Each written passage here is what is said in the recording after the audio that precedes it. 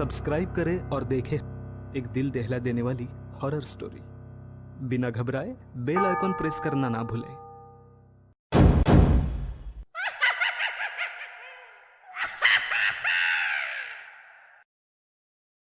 इस कहानी के लेखक हैं विजेंद्र कुमार कर्ण।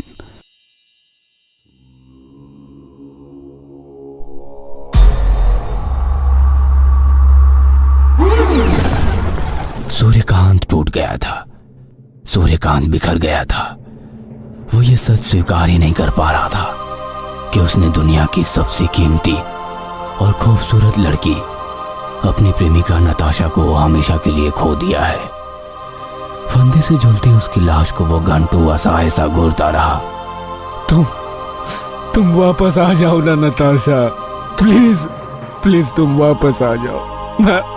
मैं क्या करूंगा तेरे बिना।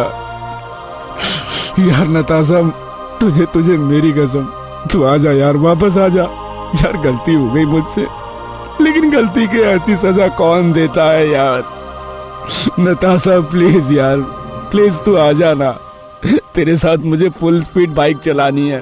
अपनी बाइक में बिठा के यहाँ के सारे ट्रैफिक सिग्नलों को तोड़कर तेरी मीठी डांट सुननी है। नताशा आ जाना। मुझे कुछ नहीं चाहिए यार, धन दौलत फैक्ट्री बड़ा घर कुछ नहीं, मुझे तुम चाहिए, सिर्फ तुम।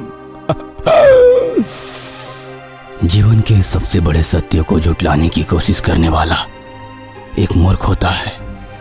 मृत्यु एक अटल सत्य है और मृत्यु के पश्चात मृतक की वापसी की उम्मीद असंभव है। सूर्यकांत भावुक होकर कुछ ऐसी ही उम्मीद कर रहा था।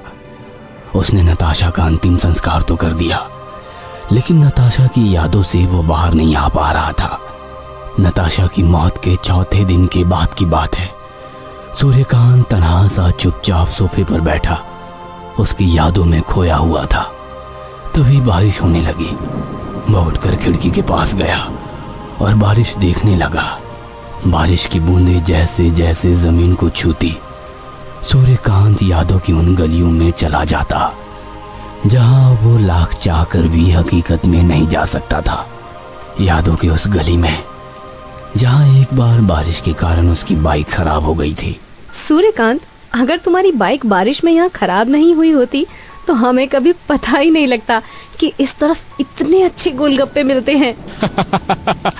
वैसे हर जगह के गोलगप्पे के बारे में तुम्हारा ऐसा ही ख्याल है ना नताशा? इंडिया गेट, पालिका बाजार, दिल्ली हाट, पश्चिम बिहार, क्यों सही कहा ना जान? तुम मेरी खिंचाई कर रहे हो ना? ठीक है, कर लो खिंचाई, but yes I love golgappa. अरे पहले खा तो लो फिर बोलना। अरे देखो तो, गोलगप्पे का पानी खुद पर गिरा लिया। रुको, मैं रुमाल से साफ कर देता हूँ। तुम बिल्कुल मेरे पापा की तरह हो, वो भी ऐसे ही थे, कुछ ज्यादा ही स्वीट और केयरिंग। मैं बिल्कुल भी स्वीट नहीं हूँ।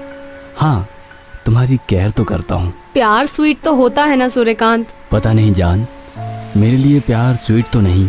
तो फिर क्या? मेरे लिए तो प्यार इमली की चटनी है नताशा।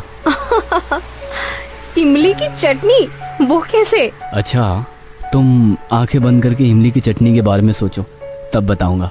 अब ये क्या है? अरे सोचो तो। अच्छा ठीक है। अरे मेरा मुंह तो पानी से भर गया, खट्टा सा स्वाद भी आने लगा। यस माय लव, यही है प्यार। प्यार इमली की चटनी सा होता है। सिर्फ सोचने भर से जहन एक स्वाद से भर जाता है और आप उसी स्वाद में रहना चाहते हो।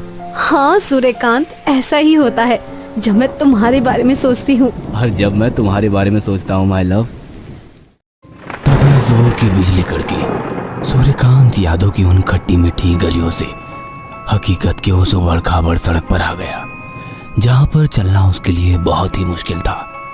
हालांकि वो चल तो रहा था, लेकिन उसके पैर लहूलुहान हो गए थे। क्यों किया मैंने ऐसा? क्यों? लेकिन आपके कर्म आपका पीछा तब तक नहीं छोड़ते जब तक कि आपकी सांसें आपको बंधन मुक्त ना कर देती और आप उस अनंत यात्रा पर नहीं निकल जाते जहां से कोई लौटता नहीं। सूर्यकांत की आंखों में आंसुओं ने अपना घर बना लिया था और दुखों के चक्रव्यूह में वो ऐसा फंसा था जहां से वो चाहकर भी नहीं निकल पा रहा था। यक्षिणी उसे अब भी परेशान कर रही थी क्योंकि वो यक्षिणी को प्यार नहीं दे रहा था। एक रात की बात है। कई रातों से जागा सूर्यकांत सोने की कोशिश कर रहा था। उस दिन संयोग से उसे नींद भी आ गई थी। वो जैसे तैसे नींद की आगोश में जा रहा था, तभी एक साया उसकी तरफ बढ़ रहा था।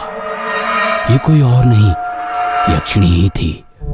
उसने उसे जगाने की कोशिश की। सूर्यकांत, जागो सूर्यकांत, जागो। लेकिन सूर्यकांत नहीं जागा। यक्षिणी की आंखों में खून उतर आया। गुस्से से उसकी आंखें तपते कोयले की आग की तरह लाल हो गई। उसने सूर्यकांत को उठाकर जमीन पर रखा। फिर उसने अपनी आंखें बंद करके कोई मंत्रोच्चार किया। कुछ ही पलों में उसके हाथ में लोहे की कई सारी कीलें और एक हथौड़ी आ गई थी।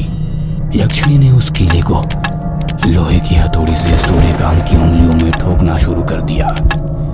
एक तरफ ठक ठक ठक ठक की आवाज आ रही थी, दूसरी तरफ खून की धार उसके हाथों से फूट रही थी और वो धार जमीन पर बिखरने लगी। गहरी नींद में सोया सूर्यकांत चीखते हुए जाग गया।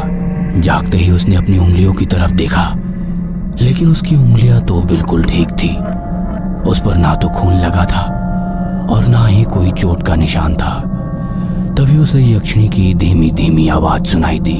मुझे प्यार करो, मुझे प्यार करो। मैंने तुम्हें सब कुछ दिया है और अब मुझे मेरे हिस्से का प्यार दो। सूर्यकांत उस आवाज को सुनकर परेशान हो गया। उसने अपने कान बंद कर लिए, लेकिन वो आवाज धीरे धीरे बढ़ती जा रही थी। उसकी तीव्रता बहुत ही अधिक थी। चाहते हुए भी वो उस आवाज को रोक नहीं पा रहा था। उसके चेहरे पर की ये परेशानी पसीने की बूंदों की शक्ल में दिखने लगी थी। वह वहां से भागना चाहता था। तभी उसे नताशा का शरीर पंखे से लटका हुआ फिर से दिखने लगा। उसे समझ नहीं आ रहा था कि ये कैसे हो गया। उसने तो उसका अंतिम संस्कार कर दिया है। अचानक नताशा की गर्दन, जो एक तरफ लुढ़की हुई थी और उसकी जीभ बाहर थी, वह गर्दन बिल्कुल सीधी हो गई और उसकी जीभ भी अंदर चली गई। यही नहीं, उसके बाद नताशा के शरीर में हलचल होने लगी। उसकी दोनों आंखें बंद अचानक से खुल गई और वो आंखें सूर्यकांत की ओर घूरने लगी। सूर्यकांत, प्लीज मुझे बचा लो। मुझे तुम्हारे साथ जीना है सूर्यकांत। तुमसे शादी करनी है। तुम सुन रहे हो ना मैं क्या कह रही हूँ? प्लीज मुझे बचाओ। मुझे इस रस्सी से मुक्त कर दो। मैं तुम्हें गले लगाना चाहती हूँ सूर्यकांत। सूर्यकांत सम्मोहित सा उस आवाज को सुन रहा था। अचानक से उसे लगने लगा कि उसकी नताशा वापस आ गई है। वो दौड़ कर गया और पंखे से लटके उसके शरीर को रस्सी से आजाद किया। नताशा ने उसे गले लगा लिया और उसे चूमती हुई बोली, सूर्यकांत, यहाँ से भागो, यहाँ से भाग चलो। उसके बाद नताशा ने अपना हाथ उसे पकड़ने के लिए कहा। सूर्यकांत ने भी उसका हाथ पकड़ने के लिए अपना हाथ आगे बढ़ाया, लेकिन ये क्या, वो चाहकर भी उसका हाथ पकड़ नहीं पा रहा था। उसने उसे गले लगाने की कोशिश की, लेकिन उसका हाथ तो उसके शरीर से आर पार हो गया। मैं तुम्हें छू नहीं पा रहा हूँ, तुम्हारा हाथ नहीं पकड़ पा रहा हूँ नताशा। प्लीज मेरा हाथ पकड़ो ना। लेकिन नताशा ने उसकी बातों का कोई जवाब नहीं दिया। उसके कमरे में एक बार फिर से यक्षिणी की धीमी धीमी हंसी की आवाज आने लगी और नताशा का शरीर गायब हो गया। सूर्यकांत पागलों की तरह जोर जोर से चिल्लाने लगा। चिल्लाते चिल्लाते उसका गला सूख गया। उसे जोरों की प्यास लग रही थी। वो खड़ा हुआ और फ्रिज के पास गया। फ्रिज का दरवाजा खोलकर उसने पानी की बोतल निकाली। तभी उसे फ्रिज के अंदर ही यक्षिणी दिखाई दी, प्यार करो, जो उससे कह रही थी कि वो उसे प्यार करे। यह देखकर घबराहट के मारे सूर्यकांत के हाथों से पानी की बोतल गिरकर टूट गई। उसने फ्रिज को बंद कर दिया और दूर जाकर सोफे पर बैठ गया। लेकिन जैसे ही वो बैठा, फ्रिज का दरवाजा अपने आप खुल गया और उसके अंदर से यक्षिणी की वैसे ही आवाज आने लगी, मुझे प्यार करो। सूर्यकांत अब तंग आ गया था। वो खड़ा हुआ और बदहवास सा घर के बाहर भागने लगा। पूरी रात वो भागता रहा और भागते भागते उसी शमशान के बाहर वाली सड़क पर गिरकर बेहोश हो गया, जहां कभी उसने यक्षिणी की साधना की थी। जब उसकी नींद खुली तो उसने देखा कि वो सड़क के किनारे पड़ा हुआ है उसके पास से कई सारी गाड़ियां गुजर रही है, कई लोग भी उस रास्ते से गुजर रहे हैं, लेकिन कोई भी उसकी ओर नहीं देख रहा है। कल तक इस शहर का सबसे अमीर आदमी सूर्यकांत आज लावारी सामान की तरह सड़क पर पड़ा हुआ था, लेकिन किसी को फुर्सत नहीं थी कि 1 मिनट के लिए भी उसके पास रुक जाए। हाँ, एक कुत्ता जरूर उसकी बगल में बिना ये सोचे लेटा हुआ था कि सूर्यकांत इस शहर का सबसे अमीर आदमी रह चुका है। सूर्यकांत यक्षिणी से पीछा छुड़ाना चाहता था, लेकिन उसे समझ नहीं आ रहा था कि वो आखिर करे तो क्या करे। उस दिन के बाद वो सड़क पर ही किसी भिखारी की तरह रहने लगा। अगर किसी ने उसे कुछ खाने को दिया तो उसे खा लिया, नहीं तो वो भूखे प्यासे ही वो सड़क पर लेटा रहता। उसे घर वापस लौटने से बहुत डर लगता था।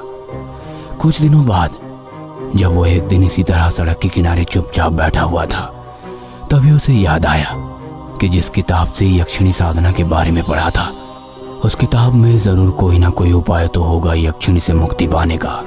लेकिन वो किताब थी कहाँ, उसे याद नहीं आ रहा था, क्योंकि उसने वो किताब लाइब्रेरी में अब तक लौटाई नहीं थी। बहुत मशक्कत के बाद उसे याद आया कि वो किताब वो नई हवेली में ले गया था। उसे यह भी याद आया कि उसने वो किताब हवेली के तहखाने में एक लोहे के बक्से में छिपा रखी है। सूर्यकांत उस हवेली में लौटना नहीं चाहता था, लेकिन उसे आशा की एक किरण उसी हवेली से आती दिखाई दी और हिम्मत करके वो फिर से उसी हवेली की ओर चल पड़ा। क्या सूर्यकांत यक्षिणी से अपना पीछा छुड़ा सकेगा? क्या उस किताब के जरिए यक्षिणी से पीछा छुड़ाया जा सकता है? आखिर कौन है ये यक्षिणी? जानने के लिए देखिए इस रहस्यमयी कहानी का अगला भाग। ये कहानी आपको अच्छी लगी हो तो हमें सब्सक्राइब करें, हमारा इंस्टाग्राम और फेसबुक पेज जरूर फॉलो करें। अगर आपके पास ऐसी ही कोई कहानी हो तो हमें कमेंट बॉक्स में भेजें। हम कोशिश करेंगे कि अगली एनिमेटेड स्टोरी आपकी होगी।